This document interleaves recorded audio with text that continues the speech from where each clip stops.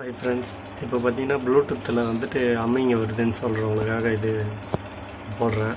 இந்த மாதிரி ப்ளூடூத்தில் அம்மிங்க வருதுன்னு செய்யணும் ஒன்றும் இல்லை.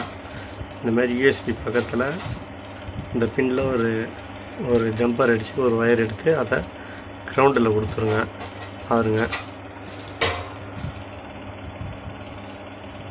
இது மாதிரி அடித்து கொடுத்துட்டிங்கன்னா உங்களுக்கு அம்மிங்கிலேருந்து ஓரளவுக்கு அம்மிங் கம்மியாகும்.